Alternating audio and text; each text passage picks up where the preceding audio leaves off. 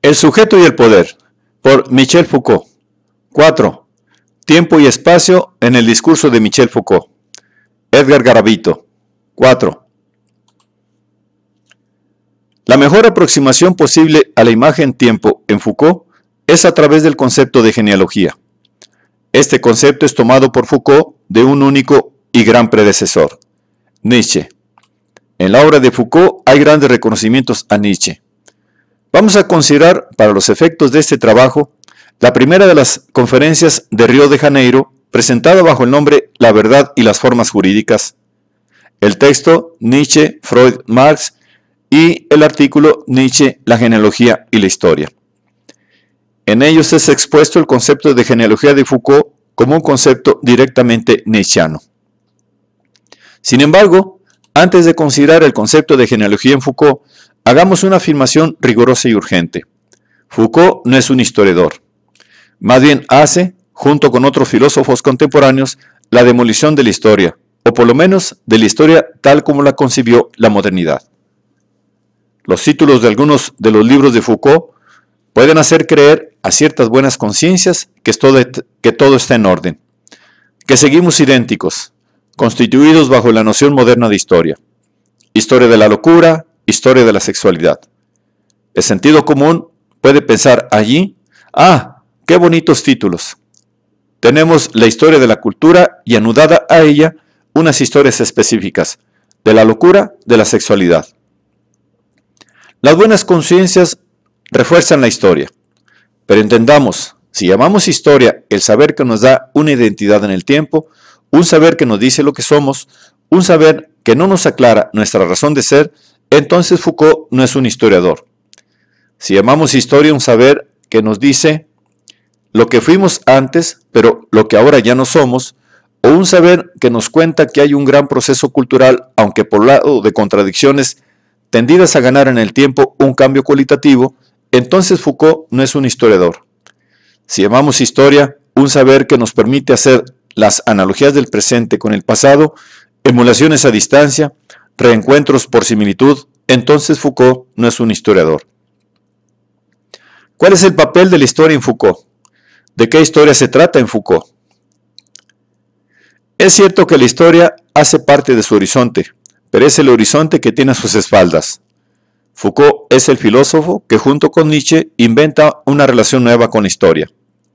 ¿Qué quiere decir tener la historia como horizonte a las espaldas? Quiere decir que se tiene en cuenta la historia solo como aquello de lo que nos diferenciamos. La historia no es aquello en lo que estamos, sino aquello de lo que diferimos. Preguntarse en qué somos hoy griegos, en qué somos hoy románticos, será tener la historia al frente tratando de preservar y restituir una identidad. Preguntarse en cambio en qué no somos griegos, en qué no somos románticos, etc., es destituir la identidad histórica y es tal el sentido de poner la historia a las espaldas. Si utilizamos como imagen de la historia un horizonte colocado a las espaldas, es válido preguntarse qué hay en el campo de visibilidad que se tiene al frente. Respondamos, en sentido nietzscheano, que al frente está la afirmación de la diferencia y no la preservación ni la transformación de la identidad. Es por esto, quizá, por lo que a veces se ha sugerido que el problema fundamental para Foucault no es la historia, sino la actualidad. Pero no, el problema fundamental para Foucault no es tampoco la actualidad. A pesar de que haya escrito textos sobre nuestra actualidad y sobre otras actualidades, como la conferencia sobre Kant. Porque el problema para Foucault, más que ser la actualidad, es aquello que difiere en lo actual, la afirmación de la diferencia en lo actual. En otras palabras, el problema fundamental para Foucault no es lo inactual, entendiendo ahí no lo desactual, lo que está lejos de lo actual, sino lo intempestivo. Una fuerza interior al tiempo que destituye en el tiempo sus continuidades, sus procesos, sus identidades y sus contradicciones. Foucault tiene al frente lo inactual del acontecimiento, aquello que podemos llamar el evento o fuerza del acontecimiento que impide integrarlo a un molde temporal. Poner la diferencia en el lugar de la identidad exige destituir la idea de sujeto de la historia propia del racionalismo. El retorno de lo trágico como espacio en el que se despliega la obra de Foucault destituye el privilegio del sujeto histórico y da lugar a la irrupción de acontecimientos en su exclusiva singularidad. Foucault solo advierte la existencia real de acontecimientos dispersos y de las superficies contingentes de donde ellos emergen. Son los dados del azar, como expresión de fuerzas, los que afirman el acontecimiento y no los sujetos ni las leyes motrices de la historia. En la conversación con Maurice Agulon, recogida bajo el título El polvo y la nube, dice Foucault: la causa pierde la gravedad. La disminución del peso de la gravedad causal consiste en que en torno al acontecimiento singular, lo que hay no es una causa, sino un polígono, o más bien un poliedro de inteligibilidad, cuyo número de caras no está definido de antemano y que jamás puede ser considerado como totalmente acabado. Entre más se descompone el proceso desde dentro, más podemos ver relaciones de inteligibilidad externa. Es evidente que lo que yo propongo es a la vez demasiado y demasiado poco. Demasiadas relaciones diferentes, demasiadas líneas de análisis y al mismo tiempo insuficiente necesidad de mantener una unidad. La modernidad tuvo una manera de ser metafísica: creer en la historia como modelo, como forma, como proceso y como desarrollo. Tal historia consideraba dos aspectos: lo que acontece, sucesiones de hechos tejidos a una cronología, y los acontecimientos, momentos de ruptura en los que se producía un cambio de curso histórico.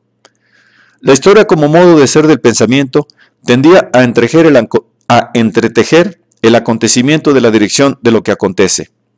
Tal historización de los acontecimientos los reducía, acomodándolos a categorías y modelos preestablecidos.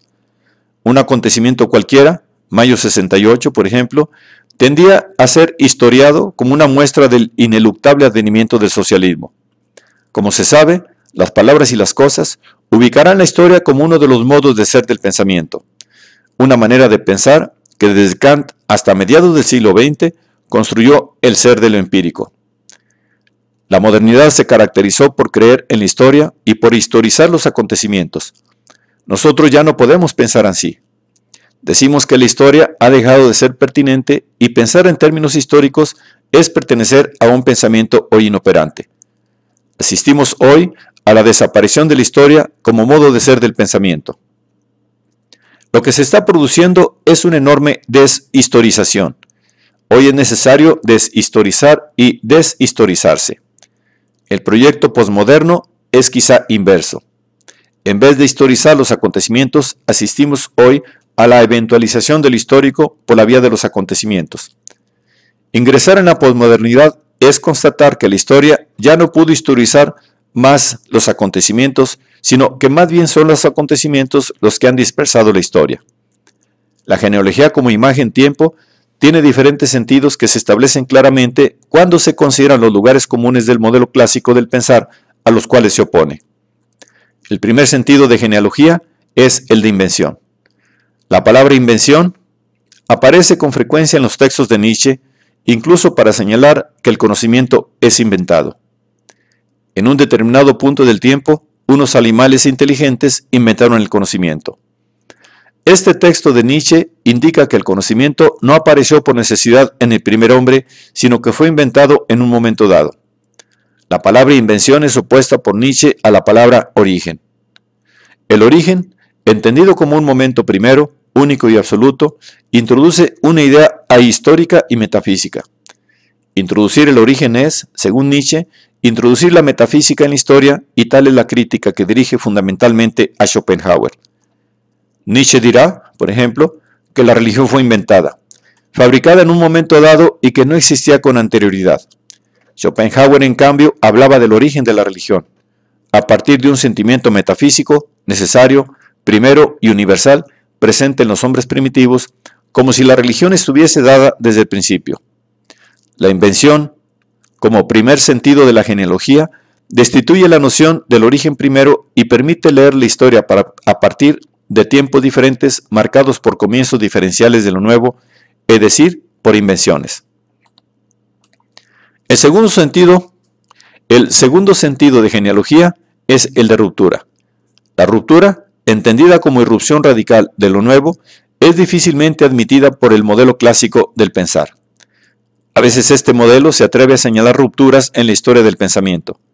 Sin embargo, son quiebres definidos bajo la perspectiva del progreso, como si una fuerza común se desarrollara desde el origen primero hasta nuestros días. El sentido de ruptura en Nietzsche y Foucault es el abandono de la identidad cronológica y la entrada de procesos diversos, cada uno con su propio tiempo, con su propia vida, sin que constituyan una totalidad cronológica homogénea. Ruptura se opone a continuidad de la misma manera que invención se opone a origen.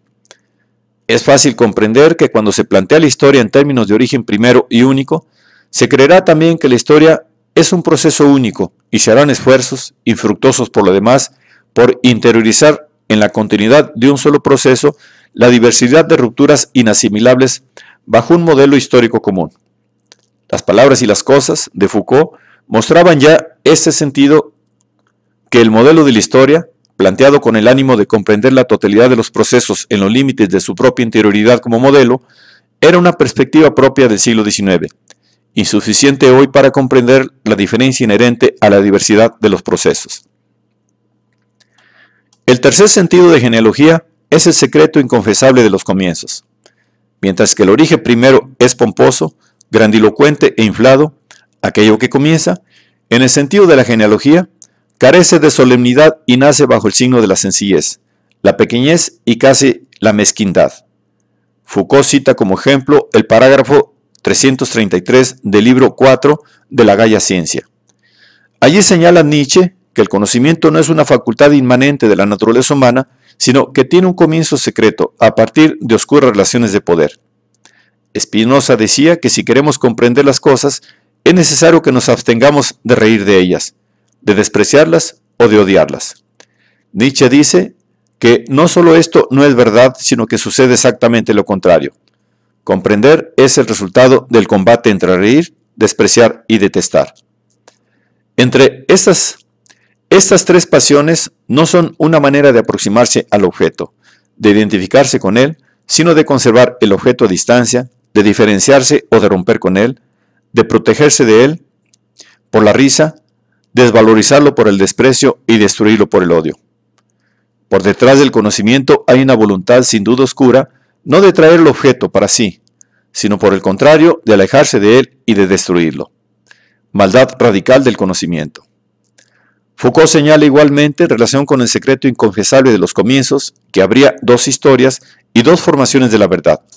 La primera, que podemos denominar historia y formación desde adentro, sería aquella verdad que se despliega a partir de un origen primero y que en el tiempo se corrige y se reforma por sus propios principios de regulación. La segunda, que podemos denominar historia y formación de la verdad desde afuera, es la que irrumpe secretamente en oscuras relaciones de poder y en sitios ajenos a un logos formalizado. Se sabe que esta última es la perspectiva de Foucault y en ese sentido es que introduce los conceptos de positividad y arqueología del saber. El cuarto sentido de genealogía es la procedencia. Procedencia es la proliferación de acontecimientos gracias a los cuales se forma un concepto, una práctica o un poder. Estos acontecimientos se presentan más como dispersión que como confluencia. Es en ese sentido que Foucault habla de un campo de dispersión. Nuevamente observamos aquí cómo para Foucault lo nuevo no procede de una sociedad de discurso, ni de un centro académico, sino del afuera de los ordenamientos vigentes en el saber de una época. Podemos citar como ejemplo el campo de dispersión que permitió en los siglos XVII y XVIII formar una sociedad de vigilancia, seguridad y protección que dio nacimiento concretamente a la policía. Foucault señala que tal sociedad procede de la proliferación de acontecimientos tales como, inciso A, la libertad de circulación en los caminos, inciso B, la oposición desde el siglo XVII entre la esfera pública y la esfera privada, inciso C, la aparición del concepto de población y la necesidad de contar con un sistema de información sobre los habitantes de un territorio intentando que cada quien ponga en discurso su vida ante una institución pública. Inciso D, la preocupación por la salud y la necesidad de combatir las pestes. De estos acontecimientos se dan en el afuera del orden estrictamente jurídico y legal, procede la policía y la sociedad contemporánea de vigilancia y control, una sociedad en la que se ordena la población, se la hace obedecer y se evita a toda costa que llegue a perder el miedo. El quinto y último sentido de genealogía es la emergencia, es decir, el surgimiento de un concepto, de una práctica o de un poder. Aquí se pone de presente una vez más el vínculo de Nietzsche y Foucault. Para que algo nuevo emerja en el tiempo y se instaure como auténtica novedad, es necesario el ejercicio de la voluntad de poder. En el comienzo hay necesariamente una relación desequilibrada de fuerzas. Una fuerza llamada activa crea aquello que no existía y frente a su creación se expresan otras fuerzas, negativas y reactivas, que actúan como respuesta a la acción de la primera fuerza. En el artículo Nietzsche, la genealogía y la historia, Foucault se refiere a la emergencia como la entrada en escena de las fuerzas, la irrupción, el brinco por el cual saltan de las bambalinas al teatro, cada una con el vigor y la juventud que les propia. Pero es necesario cuidarse de imaginarla como un campo cerrado, un campo en el que los adversarios estarían en igualdad. Es más bien un no lugar, una pura distancia entre fuerzas. Hemos dicho que el modo de ser del pensamiento se constituye a partir de una imagen espacio y una imagen tiempo, y que estas imágenes establecen el fundamento estético del pensar. En este sentido, el intento en el presente artículo es hacer una aproximación a la imagen tiempo y la imagen espacio en el pensamiento de Michel Foucault. En otras palabras, intentamos aproximarnos a la construcción del cronotopo inmanente al discurso de Foucault. Si hacemos un recuento de las nociones que hemos considerado y les aplicamos la mirada introducida desde la estética del pensar, podemos obtener el siguiente resultado muy aproximativo.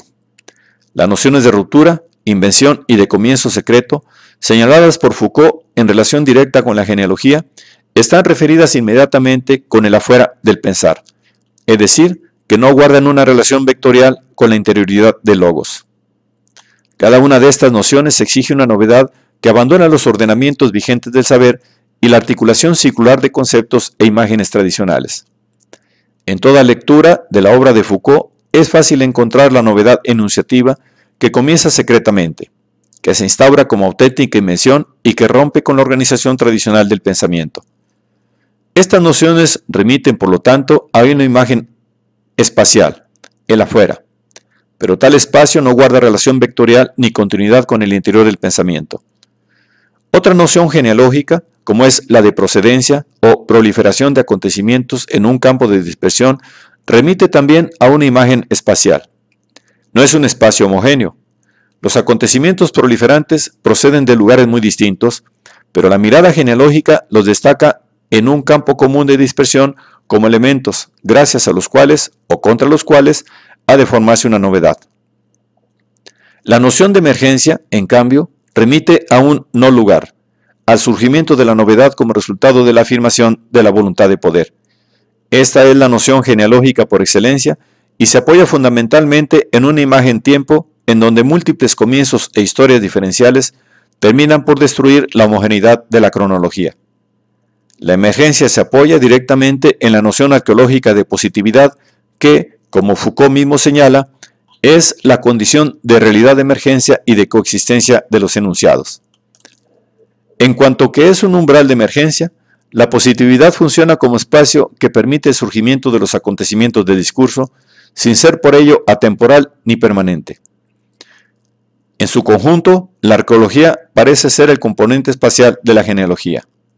A ello contribuye el carácter descriptivo que le confiere Foucault para abrir el espacio en el que se despliegan los enunciados y los acontecimientos del discurso. Finalmente, podemos señalar una noción que sirve de puente entre las nociones espaciales y las nociones temporales. Es el archivo o práctica específica en el surgimiento de los enunciados. El archivo es la noción intersticial, es decir, aquella que permite colocar el material arqueológico en disposición genealógica.